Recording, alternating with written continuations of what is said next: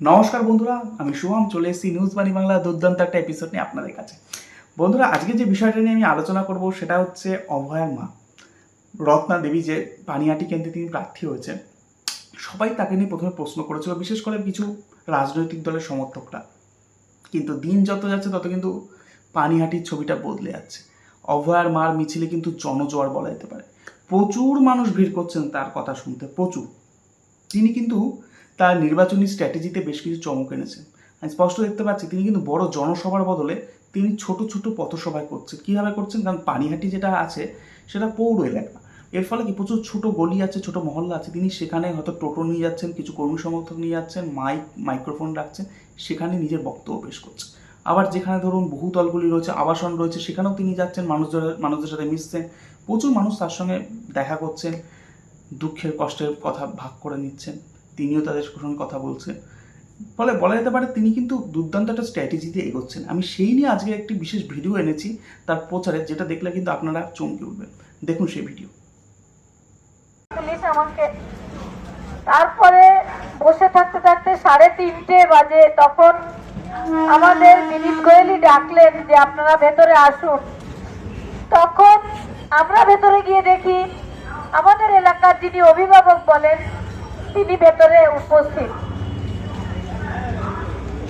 এবং আমাদের এলাকার কমিশনার সেও উপস্থিত।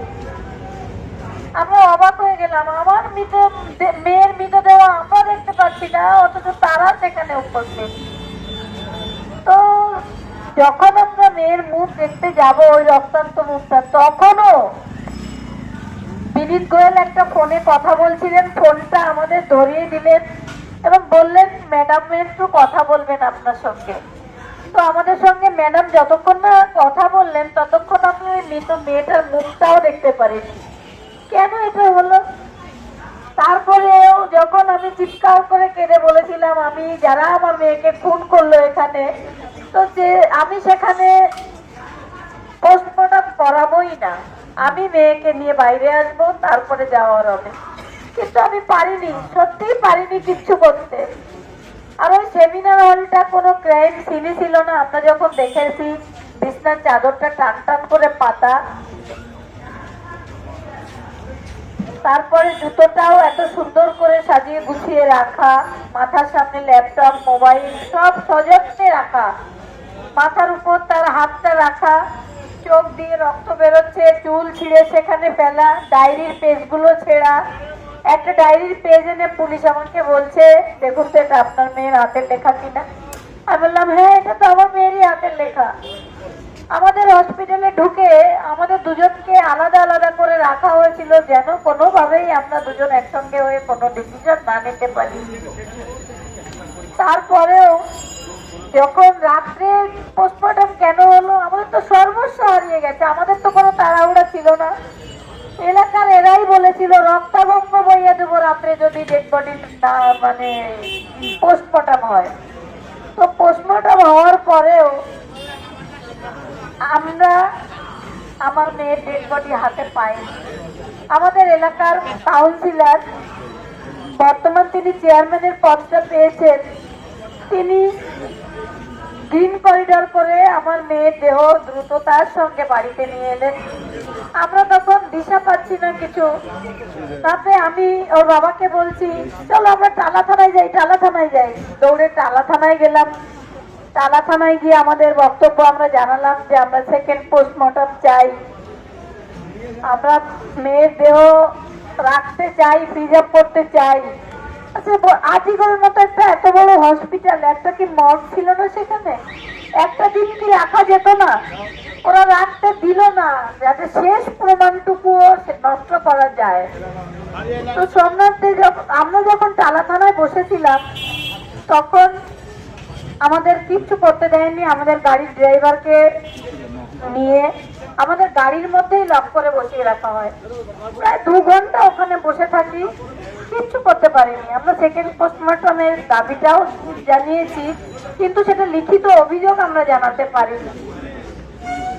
তখন আমাদের পাশের বাড়ির একজন বলছে, তোমরা কোথায় বৌদি, তোমরা না এলে ওকে শ্মশানেই নিয়ে চলে যাবে। তখন আমাদের সাথে উপস্থিত ছিলেন কৌস্তব বাগচি, সজল ঘোষ, অগ্নিমিত্রাদি। আমি অগ্নিমিত্রাদির হাত ধরে কেঁদে বলছি, দিদি আমাদের বাড়ি যেতে দিন, আমি আর কোথাও যাবো না। সারাদিন আমি মেয়ের মুখটাও দেখিনি। তারপর ওখান থেকে আমরা যখন বাড়িতে ফিরি, আমাদের বাড়িটা 2 কিলোমিটার বস্তি পুলিশ ঘেরাও করে রেখেছিল, এমনকি আমাদের গাড়িটাও ঢুকতে দেওয়া হচ্ছিল না। তো সবাই বলছিল বাবা মার গাড়ি যেতে দে, আমাদের ঢুকতে দেওয়া হলো। তখন দেখি বাড়ির সামনে বেওয়ারিশ লাশের মতো আমার মেয়েটাকে ফেলে রাখা হয়েছে।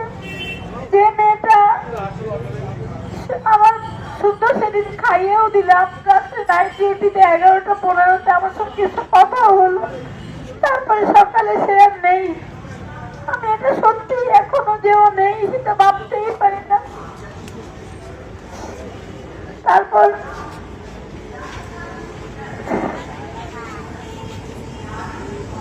সেদিন আবার সঞ্জীব মুখার্জি, আমাদের পাশের বাড়ির লোক, সে গেল টালা থানায়।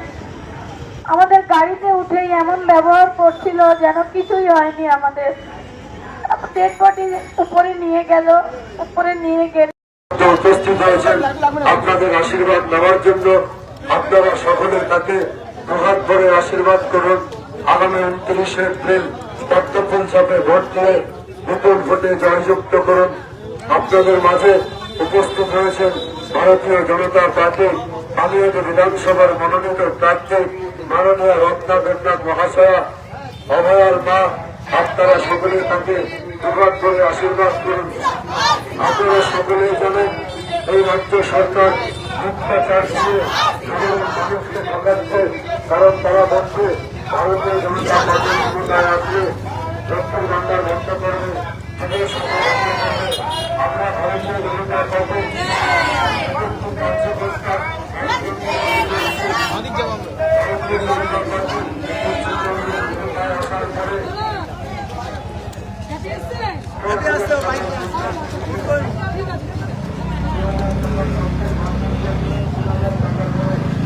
লাইট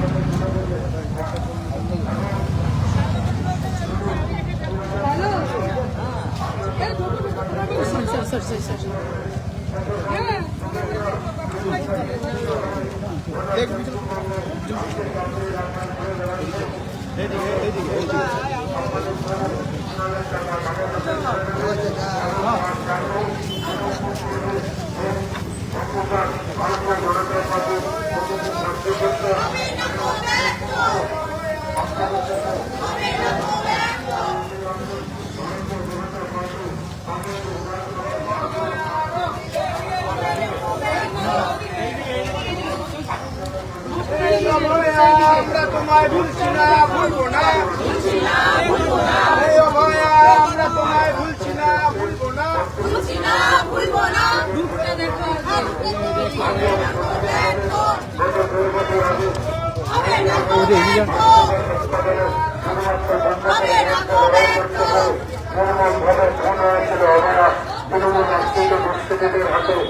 আজকে আপনারা সকলে অভয়ার পাশে দাঁড়িয়ে, অভয়ার বাবা মায়ের পাশে দাঁড়িয়ে আপনারা সকলে রাত এসেছিলেন, মিছিল করেছিলেন, মিটিং করেছিলেন। আপনারা সকলে বিচারের তাদেরকে অভয়ার বাবা মায়ের পাশে দাঁড়িয়ে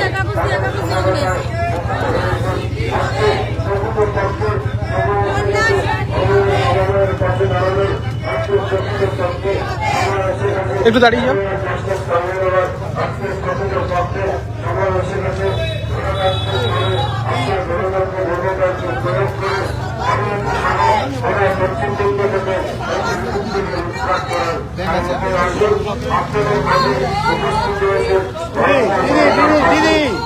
বিধানসভার মনোনীত মাননীয় রত্না দেবনাথ মহাশয়া, অভয়ার মা। আপনারা সকলে তাকে প্রভাব করে আশীর্বাদ করুন। আগামী 29 এপ্রিল পদ্মফুল ভোট দিয়ে বিপুল ভোটে জয়যুক্ত করুন। আপনারা সকলে জানেন এই যে বর্তমান সরকার, স্বৈরাচারী সরকার মিথ্যাচার দিয়ে সাধারণ মানুষকে মিথ্যে বলে বলতে যাচ্ছে যে আগামী দিনে কর্মস্থলে বন্ধ হয়ে যাবে, সমস্যা বন্ধ হয়ে যাবে। আগামী দিনে লক্ষ্মীর ভান্ডার বন্ধ হয়ে গেল। আমরা ভারতীয় জনতা পার্টির সকল কার্যকর্তারা সহ ভারতবর্ষের প্রধানমন্ত্রী আপনাদের কাছে অঙ্গীকার বদ্ধ যে আমরা যে যুবকরা সুশিক্ষা শিক্ষিত হয়ে উঠে নিয়ে আজকে বিমুক্ত সরকারের ঘরে ঘরে ঘুরে বেড়াচ্ছে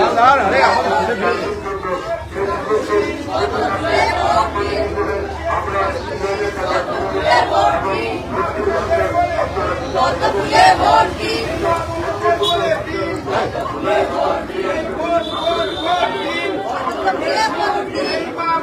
বলে দিন যদি না থাকে কন্যা যদি না থাকে কন্যাশ্রী কি হবে? যদি না থাকে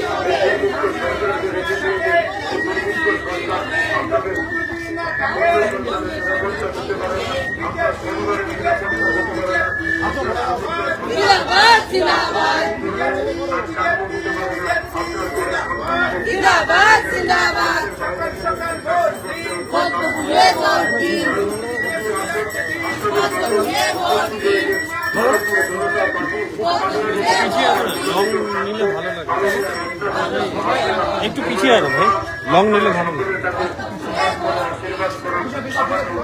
বড় পাচ্ছি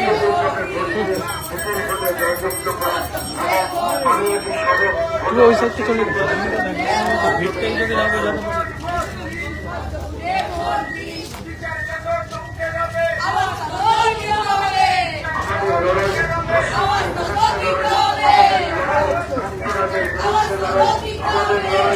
দর্শকদের মাদকদের বিরুদ্ধে লড়াই, আমাদের লড়াই চাকরিজীবীর বিরুদ্ধে লড়াই, আমাদের লড়াই চাকরিজীবী ব্যবস্থাপকের বিরুদ্ধে লড়াই। তাই আমাদের লড়াইয়ে সামিল হয়ে 140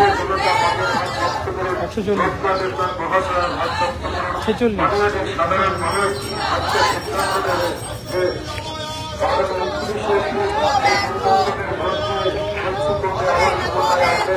চুয়ান্ন ভারতীয় জনতা পার্টির হাত শক্ত করে একটি 164 সরকার গঠিত করে নিজের পরিবার সহ নিজের কন্যা নিরাপত্তা সুনিশ্চিত করবে।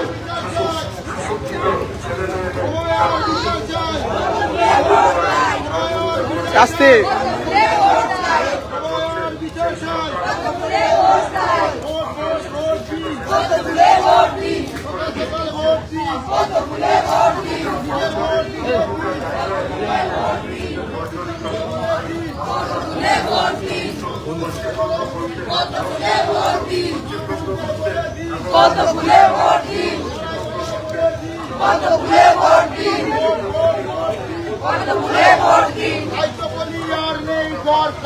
তৃণমূল সরকার, তৃণমূল সরকার, তৃণমূল সরকার, তৃণমূল সরকার, আর নেই দরকার, আর নেই দরকার, আর নেই দরকার, আর নেই দরকার, আর নেই দরকার, আর নেই দরকার, সরকার আর নেই দরকার, সরকার আর নেই দরকার।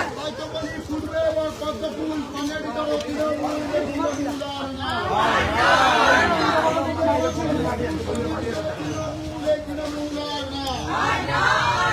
বন্দে মাতরম বন্দে মাতরম। ভারতীয় জনতা পার্টি বন্দে মাতরম। সবাই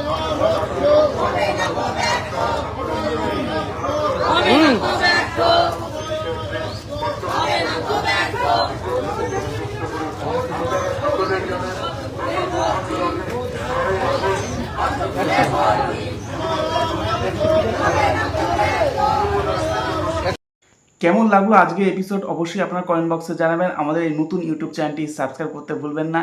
ধন্যবাদ, সকলে ভালো থাকুন, নমস্কার।